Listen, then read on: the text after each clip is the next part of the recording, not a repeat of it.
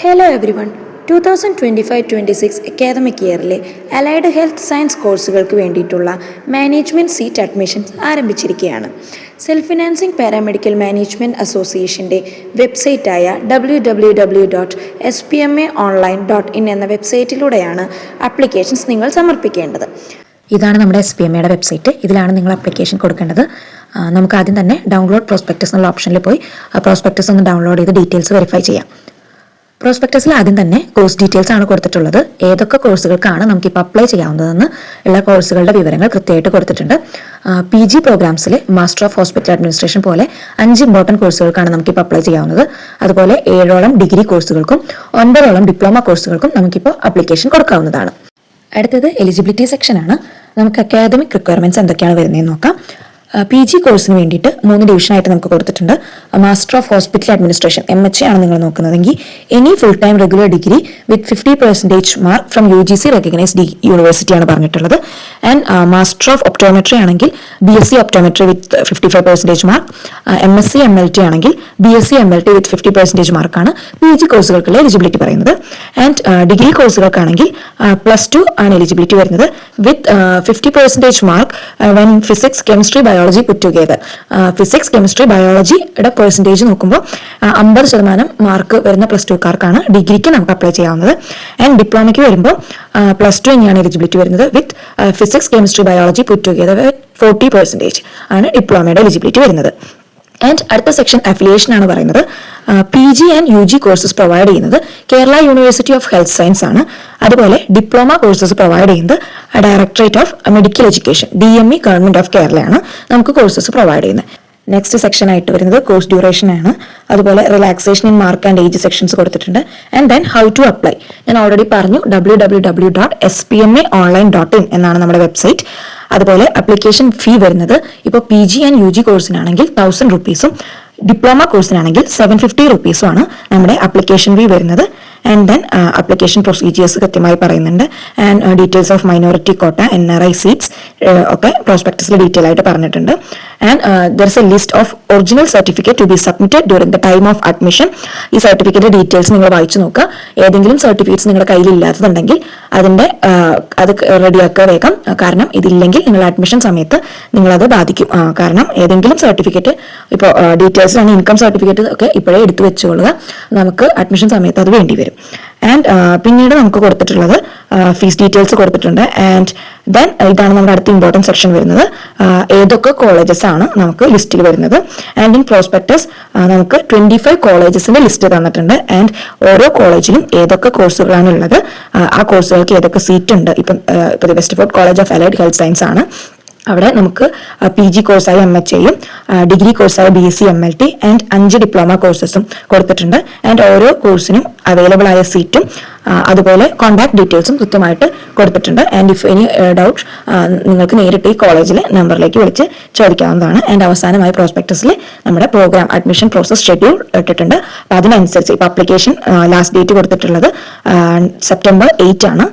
And diploma കോഴ്സിന് September 18 ആണ്. അപ്പോൾ ഇതിന് കൃത്യമായി അപ്ലൈ ചെയ്യാം. അടുത്തതായിട്ട് നമുക്ക് അപ്ലിക്കേഷൻ എങ്ങനെയാണ് കൊടുക്കേണ്ടതെന്ന് നോക്കാം. അതിനായിട്ട് വെബ്സൈറ്റിൽ പോയി അപ്ലൈ ഓൺലൈനിലാണ് നമ്മൾ ചെയ്യേണ്ടത്. ഒരു അപ്ലിക്കേഷൻ ഫില്ല് ചെയ്യാൻ നമുക്ക് 4 സ്റ്റെപ്സ് ആണുള്ളത്. Personal details, qualification details, mark details, then payment. ഇങ്ങനെ 4 സ്റ്റെപ്പ് കംപ്ലീറ്റ് ചെയ്താൽ മാത്രമേ നമ്മുടെ ഫൈനൽ സബ്മിഷൻ ഓഫ് അപ്ലിക്കേഷൻ പറ്റുള്ളൂ. അപ്പോൾ ആദ്യം പേഴ്സണൽ ഡീറ്റെയിൽസിൽ ചോദിച്ചിട്ടുള്ളത് നിങ്ങളുടെ ബേസിക് ഡീറ്റെയിൽസ് ആണ്. Name, gender, date of birth പോലുള്ള ബേസിക് ഡീറ്റെയിൽസ് ആണ്. അത് ഫില്ല് ചെയ്യുമ്പോൾ എപ്പോഴും നിങ്ങളുടെ SSLCയിലെ അല്ല +2 ഒറിജിനൽ ഡോക്യുമെൻറ്റ്സിലുള്ള പേര്, അഡ്രസ്സ് അതൊക്കെ തന്നെ ഫില്ല് ചെയ്യാൻ നോക്കുക. എന്തെങ്കിലും ചെറിയ വ്യത്യാസങ്ങൾ വരുമ്പോൾ അത് നമുക്ക് അഡ്മിഷൻ സമയത്ത് ഇവർ വെരിഫൈ ചെയ്ത് നോക്കുമ്പോൾ അത് ബുദ്ധിമുട്ടായിരിക്കും. അതുകൊണ്ട് SSLC ഡോക്യുമെൻറ്റിൽ എങ്ങനെയാണോ നിങ്ങളുടെ പേര്, അഡ്രസ്സൊക്കെ കിടക്കുന്നത് അതുപോലെ തന്നെ ഫില്ല് ചെയ്യാൻ നോക്കുക. പിന്നെ നമ്മളോട് 3 അക്നോളജ്മെൻറ്റ് ക്വസ്റ്റ്യൻസ് ചോദിച്ചിട്ടുണ്ട് ഈ സെക്ഷനിൽ. Are you physically handicapped, criminal or civil case pending ഉണ്ടോ, അതുപോലെ മെൻ്റൽ ഓർ ഫിസിക്കൽ ഡിസേബിലിറ്റീസ് എന്തെങ്കിലും ഉണ്ടോ. ഇതിന് കൃത്യമായി if yes or no answer ചെയ്ത് യെസ് ആണെങ്കിൽ അത് സ്പെസിഫൈ ചെയ്യാൻ പറഞ്ഞിട്ടുണ്ട്. പിന്നെ father, mother, name, occupation, annual income details, അതുപോലെ കോൺടാക്ട് ഡീറ്റെയിൽസ്, അഡ്രസ് ഡീറ്റെയിൽസ് ഒക്കെയാണ് ചോദിച്ചിട്ടുള്ളത്. ആൻഡ് അവസാനം 3 ഡോക്യുമെൻറ്റ്സ് ആണ് ഇവിടെ സബ്മിറ്റ് ചെയ്യാൻ നമ്മളോട് പറഞ്ഞിട്ടുള്ളത്.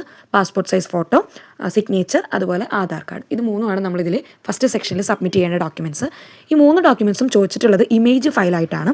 എന്ന് പറയുമ്പോൾ file format JPG, JPEG, PNG ഇത് 3 അലൗഡ് ഫോർമാറ്റ്. ഇതിൽ സബ്മിറ്റ് ചെയ്യാൻ ശ്രദ്ധിക്കുക. ഈ 3 ഡോക്യുമെൻറ്റ്സും സബ്മിറ്റ് ചെയ്തതിന് ശേഷം നമ്മൾ ഒരു പാസ്വേഡാണ് നമ്മളോട് സെലക്ട് ചെയ്യാൻ പറഞ്ഞിട്ടുള്ളത്. പാസ്വേഡ് എന്ന് ഉദ്ദേശിക്കുന്നത് നിങ്ങൾ ഈ ആപ്ലിക്കേഷൻ കംപ്ലീറ്റ് ചെയ്യുന്നതോടുകൂടി നിങ്ങൾക്കൊരു ലോഗിൻ കിട്ടും. അപ്പോൾ ആ ലോഗിന് നിങ്ങൾ ഏത് പാസ്വേഡാണോ നിങ്ങൾക്ക് ലോഗിന് കൊടുക്കാൻ നിങ്ങൾ ആഗ്രഹിക്കുന്നത് ആ പാസ്വേഡാണ് നിങ്ങളവിടെ ടൈപ്പ് ചെയ്ത് കൊടുക്കേണ്ടത്. ഇതൊക്കെ കംപ്ലീറ്റ് ചെയ്ത് കഴിഞ്ഞാൽ മാത്രമേ നിങ്ങൾക്ക് നെക്സ്റ്റ് സെക്ഷനിലേക്ക് മൂവ് ചെയ്യാൻ പറ്റുള്ളൂ. നമ്മുടെ അടുത്ത സെക്ഷൻ വരുന്നത് ക്വാളിഫിക്കേഷൻ ഡീറ്റെയിൽസ് ആണ്. ഫസ്റ്റ് തന്നെ ചോദിച്ചിട്ടുള്ളത് നെയിം ഓഫ് ക്വാളിഫൈയിങ് എക്സാമിനേഷൻ ആണ്. നിങ്ങൾ ഏത് അപ്ലൈ ചെയ്യുന്നത്, ഇപ്പോൾ PGക്കാണ് നിങ്ങൾ അപ്ലൈ ചെയ്യുന്നതെങ്കിൽ നിങ്ങൾ ഡിഗ്രി ചൂസ് ചെയ്യുക. അതുപോലെ ഡിഗ്രിക്കാണ് നിങ്ങൾ അപ്ലൈ ചെയ്യുന്നതെങ്കിൽ +2 ആണ് നിങ്ങളുടെ ക്വാളിഫൈ എക്സാമിനേഷനായിട്ട് നിങ്ങൾ ചൂസ് ചെയ്യേണ്ടത്. Then board or university of state examination.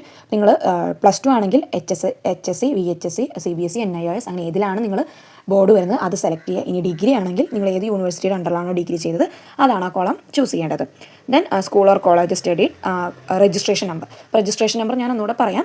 നിങ്ങൾ ക്വാളിഫൈയിങ് എക്സാമിനേഷൻ ഏതാണോ ചൂസ് ചെയ്തത്, ഇപ്പോൾ +2 ആണെങ്കിൽ +2 രജിസ്ട്രേഷൻ നമ്പർ, ഡിഗ്രി ആണെങ്കിൽ ഡിഗ്രിയുടെ രജിസ്ട്രേഷൻ നമ്പറും അതുപോലെ then month and year of പാസിംഗും ആണ് കൊടുക്കേണ്ടത്. പിന്നെ ചോദിച്ചിട്ടുള്ളത് SSLC ഓർ CBSE രജിസ്ട്രേഷൻ നമ്പറാണ്. അവിടെ ശ്രദ്ധിക്കേണ്ട ഒരു കാര്യം എന്താണെന്ന് വെച്ചാൽ ഇപ്പോൾ നിങ്ങൾ അപ്ലൈ ചെയ്യുന്നത് ഡിഗ്രിക്ക് വേണ്ടിയിട്ടാണെങ്കിൽ നിങ്ങളുടെ ക്വാളിഫൈയിങ് എക്സാമിനേഷൻ +2 ആണെന്ന് നേരത്തെ പറഞ്ഞല്ലോ. അപ്പോൾ അവിടെയാണ് നിങ്ങൾ SSLCയുടെ രജിസ്റ്റർ നമ്പറും SSLCയുടെ മന്ത് ആൻഡ് ഇയർ ഓഫ് പാസിംഗും ആണ് ആ 2 കോളങ്ങളിൽ ഫില്ല് ചെയ്ത് കൊടുക്കേണ്ടത്. ഇനി നിങ്ങൾ PGക്കാണ് അപ്ലൈ ചെയ്യുന്നതെങ്കിൽ നിങ്ങളുടെ ക്വാളിഫൈയിങ് എക്സാമിനേഷൻ ഡിഗ്രിയാണ്. അപ്പോൾ നിങ്ങൾ ഓൾറെഡി ഫില്ല് ചെയ്ത ഡീറ്റെയിൽസ് ഡിഗ്രിയുടെ ആയിരിക്കും. അപ്പോൾ ഈ 2 കോളങ്ങളിൽ നിങ്ങൾ ഫില്ല് ചെയ്യേണ്ടത് +2 ഡീറ്റെയിൽസ് ആണ്. അവിടെ അത് കൃത്യമായിട്ട് എഴുതിയിട്ടുണ്ട്. ഫോർ PG കോഴ്സ് ആണെങ്കിൽ please enter +2 registration number. Degree ആണെങ്കിൽ നിങ്ങളവിടെ ഫില്ല് ചെയ്യേണ്ടത് SSLC രജിസ്ട്രേഷൻ ഡീറ്റെയിൽസ് ആണ്. ഇനി PGക്കാണ് നിങ്ങൾ അപ്ലൈ ചെയ്യുന്നതെങ്കിൽ നിങ്ങളവിടെ +2 രജിസ്ട്രേഷൻ ഡീറ്റെയിൽസ് ആണ് എഴുതേണ്ടത്. അടുത്തതായി അപ്ലൈ ഫോർ എന്നുള്ളൊരു കോളമാണ്. അവിടെ നിങ്ങൾ ഏത് പ്രോഗ്രാമാണ് PG, UG, ഡിപ്ലോമ ഏത് പ്രോഗ്രാമാണ് ചൂസ് ചെയ്തതെന്ന് വെച്ചാൽ അത് കൊടുക്കുക. ആൻഡ് അതിനനുസരിച്ചുള്ള ഓപ്ഷൻസും താഴെ കൊടുക്കുക, കോഴ്സും കോളേജിൻ്റെ നെയിമും കൊടുക്കുക. പിന്നെ അതുപോലെ ശ്രദ്ധിക്കേണ്ട ഒരു കാര്യം, റാങ്ക് ലിസ്റ്റ് വന്നതിന് ശേഷം ഒരു ഓപ്ഷൻ റീഅറേഞ്ച്മെൻറ്റിനുള്ള ഒരു ടൈം നിങ്ങൾക്ക് തരുന്നതായി കണ്ടു. അടുത്തതായിട്ട് വരുന്നത് മാർക്ക് ഡീറ്റെയിൽ സെക്ഷനാണ്. അവിടെ നിങ്ങൾ മാർക്ക് എൻ്റർ ചെയ്യുമ്പോൾ നല്ലോണം ശ്രദ്ധിക്കണം. കാരണം നിങ്ങൾ PG കോഴ്സിനാണ് അപ്ലൈ ചെയ്യുന്നതെങ്കിൽ ഡിഗ്രിയുടെ സെം വൈസ് മാർക്കാണ് നിങ്ങൾ എൻ്റർ ചെയ്ത് കൊടുക്കേണ്ടത്. അതുപോലെ UG, ഡിപ്ലോമ കോഴ്സുകൾക്കാണ് നിങ്ങൾ അപ്ലൈ ചെയ്യുന്നതെങ്കിൽ നിങ്ങൾ +2 മാർക്ക് വേണം അവിടെ എൻ്റർ ചെയ്ത് കൊടുക്കുക. അതിൻ്റെ വേണ്ട ഡീറ്റെയിൽസ് കൃത്യമായും ഇംഗ്ലീഷിലും മലയാളത്തിലും അവിടെ കൊടുത്തിട്ടുണ്ട്, വായിച്ച് നോക്കുക. ആദ്യം ഡിഗ്രി, ഡിപ്ലോമ അപ്ലൈ ചെയ്യുന്നവർക്ക് വേണ്ടി പറയാം. നിങ്ങൾ +2 മാർക്കാണ് എൻ്റർ ചെയ്ത് കൊടുക്കേണ്ടത്. +2 ഫിസിക്സ്, കെമിസ്ട്രി, ബയോളജി മാർക്ക് മാത്രമാണ് എൻ്റർ ചെയ്യേണ്ടത്. അതും ശ്രദ്ധിക്കേണ്ടത്, നിങ്ങൾ ഒരിക്കലും +1 മാർക്ക് ആഡ് ചെയ്യരുത്. നമുക്കറിയാം +2 ഫിസിക്സ്, കെമിസ്ട്രി, ബയോളജി വരുന്നത് നമുക്ക് പ്രാക്ടിക്കലുള്ള സബ്ജക്റ്റാണ്. അത് 120ലാണ് ടോട്ടൽ വരുന്നത്. ആ 120ൽ നിങ്ങൾക്ക് എത്ര മാർക്ക് കിട്ടിയെന്ന് വേണം നിങ്ങൾ എൻ്റർ ചെയ്ത് കൊടുക്കാൻ. ഇനി നിങ്ങൾ PG കോഴ്സാണ് നോക്കുന്നതെങ്കിൽ ഡിഗ്രിയുടെ മാർക്കാണ് നിങ്ങൾ എൻ്റർ ചെയ്ത് കൊടുക്കേണ്ടത്. അത് ഓരോ sem vice mark secured, maximum mark, percentage എന്നീ കോളങ്ങളിൽ കൃത്യമായി എൻ്റർ ചെയ്യാം. അതിനുശേഷം നമ്മൾ ഡോക്യുമെൻ്റ് അപ്ലോഡ് ചെയ്യണം. നിങ്ങൾ +2 മാർക്ക് എൻ്റർ ചെയ്തവർ നിങ്ങളുടെ +2 സർട്ടിഫിക്കറ്റിൻ്റെ ഇമേജ് അപ്ലോഡ് ചെയ്യുക. അതുപോലെ ഡിഗ്രി മാർക്ക് എൻ്റർ ചെയ്തവർ ഡിഗ്രിയുടെ കൺസോളിഡേറ്റഡ് സർട്ടിഫിക്കറ്റ് അപ്ലോഡ് ചെയ്യുക. അടുത്തതായിട്ട് വരുന്നത് പേയ്മെൻറ്റ് സെക്ഷനാണ്. നിങ്ങൾ ഏത് മെത്തേഡ് ഉപയോഗിച്ചിട്ടാണോ പേയ്മെൻറ്റ് ചെയ്യുന്നത് അതനുസരിച്ച് പേയ്മെൻറ്റ് ചെയ്ത് ആപ്ലിക്കേഷൻ കംപ്ലീറ്റ് ചെയ്യുക.